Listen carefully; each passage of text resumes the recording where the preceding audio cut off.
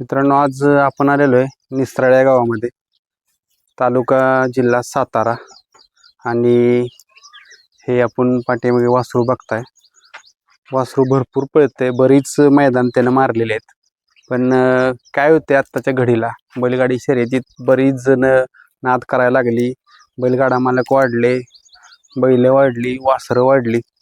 त्यामुळं अशी वासराची पळणार आहेत त्यांची चर्चा होत नाही. आणि मी कायम बोलत असतो की जे पळणारं वासरू आहे किंवा नंदी आहे हे चर्चा झाली पाहिजे.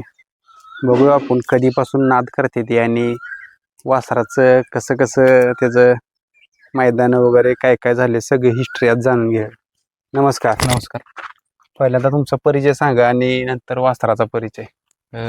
वासराचं नाव रायफल 0035. आई जानुबाई प्रसन्न निसराळे या नावानं पळतो. माझं नाव आदित्य जाधव आणि वासराच्या मालकांचं नाव अक्षय शेठ घोरपडे निसराळे. आता किती दिवस झालं हा नाद करता? आपलंही तसं दुसरं वासरू पहिला चेतक म्हणून एक पळायचा, तो पण चांगला नावात होता. त्याच्यानंतर हे आपलं दुसरंच वासरू, तसं 2-2.5 वर्षाचा नाद म्हणलं तरी चालतंय. आता काय होते म्हणतं का ह्या नादात नवीन पडायचं म्हणलं ना की घरच्यांचा पण विरोध असतो किंवा गावातल्यांचा विरोध असेल किंवा काय होते माहिती की या नादाला अशी बोलतात की बाबा ह्या नादात पोरं पडते ती आणि कुठेतरी वेगळ्या दिशेने जाते ती. नाही, तसं आमचं नशीबच म्हणायला लागेल, कारण की दोन्ही बाजूनं अक्षय शेठच्या घरचं कसं आहे की दोन्ही बाजूनं गुरांची आवड किंवा जनावरांची आवड बरं पहिल्यापासून आहे. म्हणजे त्यांना अगदी त्यांचं आजूळ सासपडे म्हणजे आपले निखिल यादव जे आहेत ते त्यांचे मामाचा मुलगाच. तिकडनं त्यांच्या म्हणजे ब्लड लाईन मध्ये असले का त्यांना तिकडनं पण आवड आहे आणि इकडं घरी पण आवड आहे. म्हणजे काकींच्यात पण ती आवड असल्यामुळं पहिल्यापासून म्हणजे आम्हाला पहिल्यापासून म्हणजे जनावरांना कधी विरोध कसा काय झालाच नाही. त्यामुळं तसली अडचण कधी आलीच नाही की नका करू किंवा काय, फक्त सगळा उद्योग हे बघून करा एवढंच त्यांचं म्हणणं. आता सुरुवातीला ज्यावेळेस ह्यात पडला पहिलं एक वासरू झालं किंवा ही झालं, यश आलं का सुरुवातीला? नाही, सुरुवातीला पहिल्या वासराला कसं झालं, सगळंच नवीन, म्हणजे आमचा नाद पण नवीन, वासरू पण नवीन. म्हणजे कोणी काय सांगितलं की हा बैल घाला, तो बैल घाला, असं केलं पाहिजे, तसं केलं पाहिजे, मग त्यात अनुभव लय आले. म्हणजे सांभाळायला एक म्हणजे घरातल्यांपासून घरात माहित होतं, पण ते एक ठिकाणी जोडीदाराकडे ठेवला होता. मग खायचं काय, खाण्याचं म्हणजे रोजची त्याची निगा राखण्यापासून सगळंच नवीन. मग खुराक कुठला द्यायचा किंवा कुठल्या फाटीला पळवलं पाहिजे, बैल कसला घातला पाहिजे, व्यायाम काय द्यायचा, सुरुवातीला त्या अडचणी आल्या. पण त्याच्यावर आम्हाला सगळं म्हणजे अंदाज आल्यामुळे ह्याला काही कधी अडचण आली नाही. ह्याला पहिल्या दिवसापासून व्यवस्थित ट्रेनिंग मिळालं, त्यामुळे काही ह्याला काही अडचण आली नाही. मित्रांनो, हा प्रश्न मी कायम नवीन आत्ताची जी बैलगाडा मालक आहेत त्यांना विचारत असतो. कारण काय होतं, आपण कुठल्याही क्षेत्रात ज्यावेळेस सुरुवात करत असतो त्यावेळेस 100% अडचण येते ते. आणि हे बैलगाडी क्षेत्र आहे तर सगळ्यांना माहित आहे, जे टॉपमध्ये बैल असतात त्यांना देखील अडचणी असतात. कारण इथं ज्याचा पळत असतो, ज्याचा फायनल घेत असतो, ज्याचा गुलाल घेत असतो तोपर्यंतच त्याची चर्चा असते. त्यानंतर त्या माणसालाही बराच कालावधी धडपड करायला लागते, त्यानंतर पैर होते ती. आता कशी सुरुवात झाली, पहिलं मैदान कुठलं मारलं त्यानं? सुरुवात तसं वासरू घेतलं आम्ही आणि म्हणजे आपण हे पहिलं हॉटेलवर ठेवलं, शेठचं हॉटेल आहे, हॉटेलवरच आम्ही आपलं सांभाळलं होतं आमच्या परीनं. मग तिथंच व्यायाम देणे किंवा तिथंच पोहणे टाकणे, चालवून आणणे. त्याच्यानंतर आपलं खेडचा गाणा म्हणून आहे पळतो तो, म्हणजे लहान वासरांना शिकवण्यात सगळ्यात तरबेज बैल तो. त्याच्याबरोबर पहिले त्याला शाना त्याबरोबर पहिले शिकवलं, अंगापूरच्या फाटीला फेरे दिले, वासरू दोन्ही खांदी व्यवस्थित त्याकडनं पळवून घेतलं. आणि पहिलं मैदान आम्ही आपलंच म्हणजे फेराकम मैदान आपलं अमरापूरला केलं. तिथं अमरापूरला आपल्या नामांकित बैलांना पहिल्याच गटात घासाघास केली. तेव्हापासून मग आपला कळायला लागले की बाबा ह्याच्यावर आपण किती वेळ दिला पाहिजे, किंवा कसं असतंय उगीच आहे म्हणून त्याच्यावर वेळ देणं किंवा आहे म्हणून त्याच्यावर इन्व्हेस्ट करणं पण चुकीचं आहे ना. जर आपल्याकडे कळते की बाबा बैल पळू शकतो किंवा त्यात काहीतरी धमक आहे, तेव्हाच आपण त्याच्यावर हे केलं. त्यात आम्हाला पहिल्या मैदानात कळलं की हा चांगल्या गाड्या आता जर धरत असेल तर भविष्यात पुढे जाऊन हे चांगलं आपलं नाव करू शकतो. मग तिथनं मग त्याला मग रुटीन आमचं बसलं की महिन्यातनं 2 फेरे, आठवड्यातनं एकदा चालवणे किंवा आठवड्यातनं एकदा पोहणे. मग तसं हळूहळू आम्ही त्याचं रुटीन बसवलं. कुठल्या बैलावर घालायचं, रान कसलं बघितलं पाहिजे, लहान आहे तोपर्यंत ज्या आपण काय काळजी घेतो ती सगळी काळजी मग हळूहळू आम्ही त्याचं टाइम टेबल बसवून त्याचं नियोजन चालू केलं. कुठल्या मैदानात असं वाटले की आता वासरू 100% भविष्य घडवणार आहे? कारण काय होतं, एखादा असं मैदान कुठल्याही नंदीच असतं की त्या मैदानात कळतं की ही कुठपर्यंत जाणार आहे आणि पुढे काय करणार. पहिल्या मैदानाचा आम्हाला अंदाज कशा मिळाला की आपले रेट्रेचे आप्पा आहेत का नाही, अंधाप्पा त्यांचा राजा आत्ता जो पळतोय तेव्हा आणि त्याच्या गळ्यात आदत होता आणि आम्ही आपलं हेडमास्टर आपलं गणालाच नेला होता. गणाने ही दोन्ही गाडी झोपली होती. गाडीनं म्हणजे बबलू ड्रायव्हर बसलो सासपडचा, अगदी म्हणजे म्हणण्यासारखं पण म्हणजे टाकाटाकीतच मार खाल्ला. तिथंच आम्हाला आपलं कळलं की ह्याच्यावर आपण जर चांगले कष्ट घेतले तर भविष्यात आपलं नाव करल तो, आणि त्यांना का नाव करायला सुरुवात केलीच. त्या एका मैदानात आम्हाला आपला चांगला अंदाज आला वासराचा.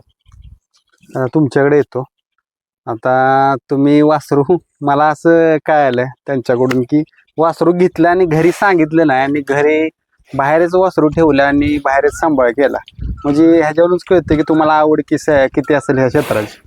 आवड आहे. घरात जरा म्हटलं काय घरातला जास्त आपलं हे नव्हतं आधीपासून पहिलं, त्यामुळं घरी नवीन नादाने ह्या नादाला कोण लय चांगलं म्हणत म्हणून आपलं गुपचूप मध्ये चाललेलं. पण घरच्यांचा तसा विरोध कधी नव्हता, पण आपण जरा सगळ्या गोष्टी सांभाळून केल्यामुळे आपलं ठेवलं होतं हॉटेलवरच त्याला, तिथं सांभाळता तिथं केला. आता कसं आहे माहिती आहे का, पैर करणे किंवा आता आपल्या वासराचे बाबा बाजू मांडणे किंवा काय होते माहिती आहे का, आता चांगल्या बैलांना पण पैरे भेटत नाही. ती आता सध्या घडीला अडचणी काय काय येते ते आता अडचणी म्हणजे तुम्ही बघताय आता, तुम्ही रोज आमच्यापेक्षा जास्त मैदानात तुम्ही आहे की वासराचं नियोजन करणं म्हणजे लय मोठी गोष्ट झाली आहे. कारण की वासरू घेऊ शकतो आपण, सांभाळू शकतो, खायला प्यायला आपण काही घालू शकतो, पण नियोजन जे आहे ते करणं आत्ताच्या घडीला तर फार अवघड झालंय. पण पहिला एक आपला तो चेतक पळत असल्यामुळं बऱ्यापैकी अक्षय शेटचे कॉन्टॅक्ट आहेत, त्यामुळं म्हणजे होत्यात पैरे, पण अडचणी बऱ्याच येतात. मग कसं होतंय, नामांकित बैलांनी आम्हाला 2 वेळा गंडवले, म्हणजे अगदी तारीख दिली होती की अमुक तारखेला आपण ही मैदान खेळायचं. तेव्हा तो बैल रिव्हर्स होता, आपला पळत होता, आणि त्यांनी त्याच्या आधी फेरा टाकला काय त्यांना माहिती, त्यांनी का परत आपल्याला फोनच उचलायचा बंद केला. अगदी परवा दिवशी पण मैदानात पण तसंच झालं, येतो म्हणले, आम्ही गुलाल केला होता, म्हणजे मी वैयक्तिक खाली वासरला गुलाल करत होतो, मिस कॉल पडलं होतं, म्हणलं लावरा फोन काय झालं, म्हणजे नाही म्हणजे बैल आजार आहे आणि बैल काही येऊ शकत नाही. मग पर्याय परत आम्ही हुडकला, पण करतात माणसं असं पण गंडतात की देतो किंवा मग मैदानात म्हणणार एक मैदान करू असं, म्हणजे अगदी हॉटेलवर थांबतात पोरं की शेट असं तसं, आणि आदल्या दिवशी म्हणणार मग एक 5,000 रुपये गाडी भाडं लागेल किंवा एक 10,000 रुपये वायती द्या. मग असं येतात अडचणी, ऐन टायमिंगला माणसं बदलतात. मित्रांनो, अशा गोष्टी नाही झाल्या पाहिजेत. कारण काय होतं, एक सर्वसामान्य बैलगाडा मालक बऱ्याच गोष्टींची ऍडजस्टमेंट करत असतो, बऱ्याच गोष्टी करत असतो, किंवा त्यांचे सहकारी असते ती, मित्र असते ती, किंवा बऱ्याच गोष्टी असून घरगुती असतात, आणि या गोष्टी झाल्या नाही पाहिजेत. कारण काय होतंय, जर एखादा नाद करत असेल तर त्या नादाला प्रोत्साहन भेटलं पाहिजे, आणि असं जर व्हायला लागलं तर बैलगाडी क्षेत्रात काय होईल माहिती आहे का, एक वेगळीच दरी निर्माण होईल. आता ह्या गोष्टी केल्या नाही पाहिजेत कुणी, कारण काय होतंय, जे त्याचा काळ असतो, जे त्याचे दिवस असते. बरोबर आहे. कसं आहे, कायम काय आपला रोजच पळला असं नाही किंवा समोरच्याचा रोजच पळला असं नाही, पण एखाद्यानं जर समजा तुम्ही विश्वासानं तुम्हाला म्हणलेत की नाही बाबा खेळूया, कसं आहे आता आमचं आदत आहे, आम्हाला असं असते की बाबा मोठ्याच्या पायऱ्यात गेलं पाहिजे, चांगल्या गाडीत खेळलं पाहिजे, गुलाला अंगावर पडला बस एवढंच समाधान आहे. पण कसं होतंय, एकदा मोठा बैल झाला की मग माणसांची मग नीतिमत्ता बदलती का, तर बदलतीच. माणसं नाहीत अंगाला लावून घेत, मग जवळचं कोण पण किती पण असो, अगदी रोज उठणारी बसणारी पण मग परत मग ती व्यवहार, मग गाडी भाडण, मग ते पैसे, मग असं तसं, किंवा काय आपला बिझनेस नाही, ह्याच्यावरनं आपल्याला काही पैसे कमवायचे नाही, एक आहे आवड म्हणून चाललंय. पण ही आता आजकालच्या लोकांना कळणं झालंय की आवड म्हणून ह्याकडे बघा, कारण की बरेच आता गाडा मालक असतात की आहेत त्यांची पळत होती बैल, पण त्यांनी आडव्या तिडव्या कधी खरेद्या केल्या नाहीत किंवा आडव्या तिडव्या पैसे घातले नाहीत, का तर छंद म्हणून बघतात ते. पण आता हे कसं झालंय, 90% हे बिझनेस झाल्या का झालं, दुसऱ्यातनं वासरू मोठं झालं, नशिबाने एखाद्याच्या पळलं की मग ती वायदी पैसे छापायचं मशीनच म्हणून त्याकडे बघतात. त्याला काय पाहिजे किंवा त्याच्यात स्पार्क असतो की तो भविष्यात गॅपनं काढला तर पळेल म्हणून. पण माणसं काय करतात, त्याचा पाक रेचच काढायचा 2 दिवसाला 3 दिवसाला, मग अशानं त्यांची बी बैल बाद होतात. वर तुम्ही एखाद्याकडनं पैसे घेताय, त्याचे पैसे वाया, मग तेव्हा परत मेंटल मॉरल सपोर्ट जातो की याला आपलं वासरू पळत होतं, आता त्याच्याबरोबर घालून पळलं नाही तो तर नामांकित होता, बरोबर. म्हणलं आपल्याच वासरात काहीतरी खोट असेल. म्हणजे सगळ्या बाजूने सगळ्यांचंच नुकसान आहे. खरं. असं एक खोटा खेळ फक्त कोणी करू नका. जर जमलं बाबा पळत असलं तर पळवा, नसेल जमत आपलं तोंडावर सांगा की नाही जमत किंवा नाही जमणार पळायला, तुमचं आणि आमचं जमत नाही. एखाद्याला 2 मिनिटासाठी रागेल, पण ऐन टायमिंगला तिथं जाऊन आर्थिक नुकसान, मानसिक त्रास, त्यापेक्षा माणसांनी असं गंडवागंडवी करू नये. तर वासराचं काय आहे वैशिष्ट्य? आता मागाच्या पासून बघतोय मुलाखत चालू आहे, शांत उभं राहिलं नाही, वैशिष्ट्य काय त्याचं आहे? वासराचं वैशिष्ट्य म्हणजे नाही, वासरू इतकं चपळ आहे त्याला. म्हणजे आता तुम्ही बारकाईनं बघता रोज मैदानात तुम्ही बघितलं असेल वासरांना 3 फॅड निघाले बघा, गरम करायचं, मागणं मारायचं, शेपूट धरायचं, असलेला अजिबात चालत नाही. तसलं केलं का नाही मग तुम्ही कुणाचा बी असू द्या, अगदी आमचं पाहुणं जरी असलं तरी त्यानं नाही धरायचा बैल, का तर तो उलटा पलटा करतो. म्हणजे कालचाच विषय, काल जरा उलट सुलट झालं, त्यानं उभा मांडायला ताप दिला, म्हणजे तो गरम झाल्यावर लय डेंजर. म्हणजे नाही, आणि शांतपणे तुम्ही कुणाच्या बी मागे येणार, आणि वळला की मग त्याची काय असेल, गाडी वळली की तो त्याची काय असेल ती जादू दाखवतो. पण त्याला वावगं काय खपत नाही, हानमार खपत नाही किंवा डिवाचलेलं खपत नाही. आणि पहिला आणल्या हसत होते आम्हाला, कशाला आणले, ईदभर कांबळ आहे आणि शिंग सरळी आहेत का, चौकाला पडाक आहे, ती काय उमटणार आहे का. पण घेतले कष्ट शेटनं वैयक्तिक, त्याच्यामुळं म्हणजे वैरणीचं हे सगळ्याचं नियोजन त्यांनी, म्हणजे तिथं काहीच आमचं सोर्स नव्हतं, तिथं अगदी खाद्यापासून सगळं लावल्यामुळं आज तुम्ही जुना फोटो बघितला ना आत्ताचा फोटो बघितला तर जमीन आसमानचा फरक तुम्हाला जाणवल. वासरू अगदी म्हणजे कोण म्हणणारच नाही की पळल म्हणून, त्यापासून असं बनवलं, म्हणजे त्यांनी तयार केलंय. त्याच्या अंगात पण गट्स आहेत, चपळपणा जो आहे लागतो. आणि वासराचा वैशिष्ट्य म्हणजे वासराला तळ लय जोरात आहे. म्हणजे चांगल्या बैलांवर आतापर्यंत जेवढ्यांवर घातलं तर खालनं तळाला तर काय आम्ही कधी कमी पडलो नाही. 700-800 फूट वासरू पळतं म्हणजे पळतच. आता 100% मी असं वाटतंय मला की ही मुलाखत झाल्यावर तुम्हाला ज्या अडचणी येत होत्या त्या अडचणी येणार नाहीत. कारण काय होते, अशी जी अडचणीत बैलगाडा मालक असतील किंवा अंधारात असले वासर असतील, आपण कायम उजेडात काढत असतो. आता ते झालं यातल्या अडचणी. जेव्हापासून ही वासरू आपल्या दावणीला आलं तेव्हापासून काय बदल झाला? आता वासरू आमच्या धावण्याला तेव्हापासून बराच फरक झालाय की, म्हणजे आता रुटीन, म्हणजे हॉटेलमुळे ह्यांचं कसं उशिरा झोपणं किंवा लवकर सकाळचं उशिरा उठणं किंवा वैयक्तिक स्वतःकडे लक्ष नाही, तसं टाइम टेबल आता या वासरामुळे बसले. काय नाही बाबा, सकाळी लवकर झोपलं पाहिजे, संध्याकाळचं सकाळचं लवकर उठलं पाहिजे, का तर ह्याच्या नादानं खुराक आहे, शेणपाणी आहे, आणि एक शिस्त राहते की कुठं आता कसं चल इकडं चल तिकडं, ती सगळं बंद. म्हणजे बंद म्हणण्यापेक्षा जिथं आपल्याला फायदा नाही किंवा जिथं आपण वेळ वाया जातो तो वेळ जायचा वाचलाय, जेणेकरून वासराच्या नादानं त्याचं खाणं पिणं किंवा तो आहे त्याचं शेणपाणी बघितलं पाहिजे, नादानं सगळं रुटीन त्याचं बी बसलंय आणि मालकांचं बी बसलंय. नवीन मित्रमंडळी भरपूर जोडली, मोठा मित्र परिवार झाला. ह्याच्या म्हणजे रोज ह्याच्यासाठी कमीत कमी 7-8 जण तर नवीन मित्र होतात. आणि तिथं हॉटेलवर येतात. वैयक्तिक आता माझं जरी म्हणलं तरी गावात बसणं म्हणजे पोरांच्या जे निरर्थक चर्चा होत्या सगळं बंद, म्हणजे तिथनं बसणं बंद झालंय. वासरू जसं त्यांना घेतलंय त्या दिवसापासून आम्ही आपलं तिथंच असतो. त्याचं मग त्याच्यावरच त्याला काय पाहिजे नको गोंधळात बसणे, शेण पाणी काय काय असं ना त्याच्या नादानं, म्हणजे जे प्रोडक्टिव्ह गोष्टी त्याच्याकडे सगळ्यांचंच म्हणजे वळले गेलेत. आणि असं बरं झालंय की सगळी मित्र जोडलेत, पण फालतू किंवा कोण तसले आमच्यात काय कधी ऍड झाले नाहीत. म्हणजे ह्याचा जो सहवास आहे त्याच्यामुळे सगळी चांगलीच पोरं आपल्याबरोबर जुळलेत आणि आहेत आपल्याबरोबर. मित्रांनो बघा, बैलगाडी क्षेत्रात एक नंदी काय करू शकतोय, तर जो माणूस खरंच, बरीच लोक अशी आहेत, बरीच उदाहरणं आहेत जी पार वाया गेलेली लोक होती, पण ह्या नंदीच्या नादात आली ती आणि माणसात उठाय बसायला लागली ती, आणि काहीतरी वेगळे विचार नको. पण हा नाद म्हणतात का नाही, बैलगाडी क्षेत्राचा नाद चांगला, ते खरंच चांगला आहे. कारण जो बैलगाडा मालक असतो त्यालाच माहित आहे की ज्यावेळेस फायनलला गाडी राहते त्याच्या अंगावर नंदीच्या येप पडते, तो आनंद काय असतो तो एक बैलगाडाच मालकच जाणून घेऊ शकतो.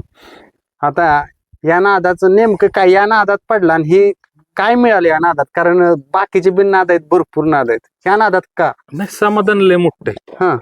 आता ही काय तुम्ही आला कशाला आला असता आमच्याकडे? तुम्ही बरोबर, आज हा येऊ पडतोय, तुम्ही बाबा कुठनं तुम्ही पण माहिती घेतली असं की नाही बाबा असं निसराळकरांचं वासरू पळतंय, इथं राहतंय.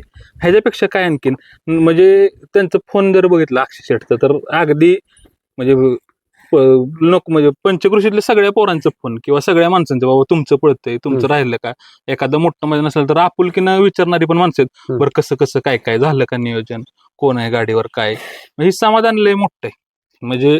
आणि त्याच्यावर म्हणजे जेवढं प्रेम करेल तेवढं तो माघारी करतोच आपल्यावर, त्यामुळे काय एवढा विषय समाधान लय मोठं आहे. घरी आजपर्यंत वासरानं कुणाला मारलं पण काय नाही. बारक्या पोराला पण नाही. एकदम एका म्हणजे गायसारखं आपल्या माग आहेत.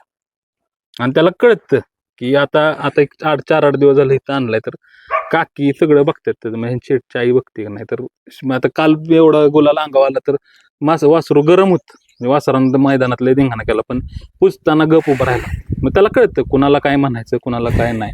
एवढं शहाणं वासरू असताना मग काय आपल्याला एखादं मैदान नाही पडला किंवा काय शेवटी ते पण जनावरच आहे, त्याला आपण जीवच आहे, नाही पडला तरी चालतं पण ही समाधान आपलं जाईल तिथं आपलं नाव तरी कमी करत नाही. बरोबर. त्यातच सगळं आहे. आता शेठ काय होतंय माहित आहे का, यात जसा बैल आपण सांभाळतो, एखादा वासरू आदत आणतो आणि तयार करत असतो, जसं आता तुम्ही वासरू तयार केले चांगलं फायनल वगैरे घेते फायनल राहते, काही वेळ असं बी होते की बाबा एखाद्या वासराला चांगली किंमत येते, त्यावेळेस वाटतं का की बाबा विकलं पाहिजे. कारण काय होतं, ज्या त्यावेळेस जर बैलगाडा, बऱ्याच मोठ्या बैलगाडा मालकांच्या मुलाखत घेतल्या, बरेच लोक म्हणली की ज्या त्यावेळेस जर किंमत आली जर विकलं तर चांगलं आहे. कारण वासरू घडवताना आपणच घडवत असतो, फक्त ज्या त्या वेळेला विकला पाहिजे. नाही, वासरू ज्या त्या वेळेला विकलं गेलं पाहिजे. आम्हाला पहिल्या वासरावर अनुभव आला. पहिलं वासरू आम्हाला रेकॉर्ड ब्रेक किमतीला मागितलेलं, आम्ही ती वासरू वेळेत म्हणजे तेव्हा याचा नाद म्हणून दिलंच नाही. पण नंतर त्या वासराचं काय कसं पुढं जसं वासरू कमी पळेल किंवा शेवट नंदी कमी जास्त पळत राहणार, त्याचं काय होतं, पायऱ्याला किती अडचणी होतात, त्रास किती होतो. आणि प्रॉब्लेम असा आहे की मोठ्यांचं असलं ना तर सगळं चालून जात, कमी पळत असलं आहे. पण गरीबाचं कुठल्या असं चालत नाही. एका जरी मैदानात आज काल फायनलला राहिले, उद्या वासरू कमी पळलं तर कोण म्हणणार नाही की एखादं मैदान कमी पळतंय, आजारी असेल काय असेल त्याची काय अडचण असेल, वासरूच पळत. त्यामुळे वेळेत योग्य किंमत आली तर वासरू 100% दिलं पाहिजे असं आपलं आमचं तर मत आहे. आता मुलाखती माझ्या बघितल्या का नाही, बरीच लोक मला कॉल करतात की वासरू बाबा तुम्ही मुलाखत घेतली, आम्हाला खरेदी करायची आहे किंवा काय, अशी बरीच लोक बोलतात. मी कॉल करतो, कॉन्टॅक्ट करतो, पण मालक म्हणतात की बाबा आम्हाला नाही विकायचं. ह्याला जर तसा कॉल आला तर काय करायचं? 100% योग्य किंमत आली वासराला तर 100% द्यायचं. कारण की म्हणजे काय म्हणतो आपण, मोठ्यांचं चालून जातं, पण आपल्याला 2 पैसे आलं तर गरिबानं खरंच किंमत करून मोकळं व्हावं, दुसरा नंदी घेऊन तो घडवावा, पण योग्य वेळेत विकता आला पाहिजे. आता दोन्ही पण खांदी पळतोय ना, दोन्ही खांदी आतनं बाहेर, दोन्ही साईडला त्याच्या फायनल आहे. दोन्ही साईडनं त्यानं फायनल केलं. आतापर्यंत 6 मैदानं झाली फायनलला राहिली. आता एखाद्या बैलगाडा मालकानं जर पायरा मागितला, कारण मुलाखत बघितली की चर्चा होत असते नंदीची आणि पायऱ्यालाही बरेच कॉल येत असते, ती पायरा देणार का? 100%.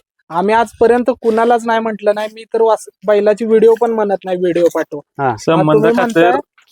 आम्ही कुणाकुणावर पळले हे आमचं आम्हाला माहित आहे, म्हणजे आम्हाला दिसतंय डोळ्याने की नाही बाबा रस नाही किंवा काही गमत नाही, तरी पण शब्द दिलाय म्हणून आम्ही कुणावर पण पदर खर्चानं जाऊन पण पळलोय, असं काय नाही. फक्त कसं लांबच्यांनी मला त्या दिवशी एका मैदानाला फोन आलेला, तुम्ही वासरू घेऊन या, तुम्हाला 10,000 रुपये पाठव. पण ती लांब होतं म्हणलं, आणि त्यावेळेस आपण आपल्यातल्या जगाला म्हटलेलं की आपली गाडी पळू, म्हणून आपलं वासरू आजचं उद्या पळायचं कमी जास्त होईल पण संबंध पण जपला पाहिजे. मित्रांनो बघा, असे बैलगाडा मालक पाहिजेत, कारण पहिल्यांदा संबंध जपले पाहिजेत, संबंध ठेवले पाहिजेत. शब्द दिला की दिला, आज त्यांनी शब्द दिल्याला आणि शब्दाला ते जागले. ज्या मैदानात पळायचं होतं त्याच मैदानात पळाले. आता तुमचा कॉन्टॅक्ट नंबर सांगा आणि कसा पायरा पाहिजे ते पण सांगा. पायरा आमचं कसं आहे, आमचं दोन्ही खांदी आतनं बाहेरनं कसा पण पळतो, त्याच्यामुळे काही त्याची काही अडचण नाही. फक्त वासराला सांभाळून घेऊन जाणारा असावा, फक्त बैल असावा जो सुट्टीला व्यवस्थित उभा राहील, वासराला दमवणारा नसावा.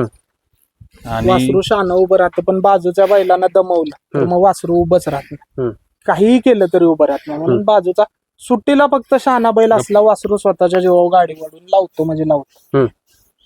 आता कॉन्टॅक्ट नंबर आणि नाव सांगा तुमचं. माझं नाव अक्षय गोरपडे. Contact number 7219775333. पुन्हा एकदा कॉन्टॅक्ट नंबर सांगा. कारण काय होत असतं, मुलाखत झाली की कॉल मला येतात, त्यामुळे डायरेक्ट काय होतं आत्ताच मध्ये भरपूर जण होते पैरा करण्यासाठी हे करते ती डायरेक्ट कॉन्टॅक्ट जर मालकासोबत झालं ना तर ती बरं पडतं माझ्या तरी मतानं. माझा नंबर 7219775333. आता काय पुढं काय अपेक्षा आणि कसं नियोजन आहे? काय आता बघूया, अजून नियोजन तर नाही केलं पुढचं, चाललंय बघूया. अजून त्याच्या कुठनं काय अपेक्षा ठेवल्यात? अपेक्षा सगळ्या पूर्ण झाल्या. आम्हाला आजपर्यंत 3 फेऱ्याच्या मैदानात आधी गुलाल नव्हता. एक वासरू सांभाळलं, 2 वर्ष झटलो, पण या वासरानं पहिल्या 2-3 मैदानातच आम्हाला गुलाल घेऊन दिला. सोड त्याला, सोड. मित्रांनो, आपण त्यांना शुभेच्छा करूया आणि त्यालाही शुभेच्छा करूया की जसा आत्ता फायनलला राहतो तसा कायम फायनलला राहील. धन्यवाद.